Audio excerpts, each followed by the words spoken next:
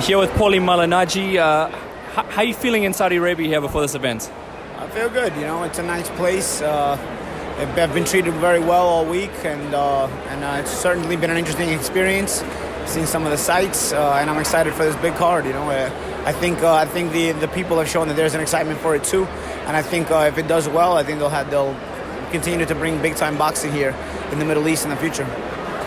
Breaking down the main events, how difficult is that going to be for you? You know, Khan and Dib have both been world champions, but I think their best days are a little bit behind them. But sometimes when you have guys that whose best days are behind them, they make for more fun fights. You know, they're not as sharp defensively, they're not as alert defensively, but they're still willing to fight and they're still willing to try to go for the gusto. I do think Dib has a bit of a disadvantage, having been a smaller guy his whole career. And I think that can come into play and that can be a factor. But Khan also didn't seem to show a lot when he got hurt against Crawford a few months ago. So I'm wondering if Dib can get Khan's attention, what would happen if Khan will explode back to his old self and use that speed and that size that he has in this particular fight to his advantage, or if Dib can take advantage of landing a big shot and you know, reign supreme. We'll see. You know, it's interesting, but like I said, the thing that interests me the most is both of these guys are probably a little bit past their prime, so they're fighting for one last opportunity, and I think they'll both fight hungry. Obviously, from a South African boxing channel, Lerato Dlamini against Dave Penaloza. Have you seen much of each guy?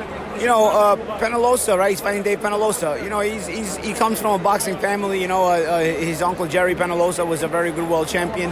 Dlamini obviously is coming in with a winning mentality. You know, this is obviously a big opportunity to be on this card, and if you get an opportunity to be on this card and you get a big win off of it, it can only catapult you to bigger and better things. So obviously, I know Dlamini is coming ready, and he knows this is a chance to really expose himself to the boxing public outside of South Africa, and really maybe more to a worldwide public.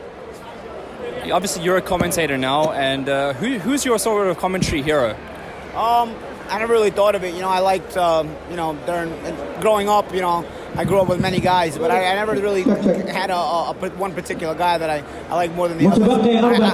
I always like watching boxers do the job, you know, because they're guys who have experienced it before. So probably a lot of boxers, you know, among my peers, I really like Andre Ward right now.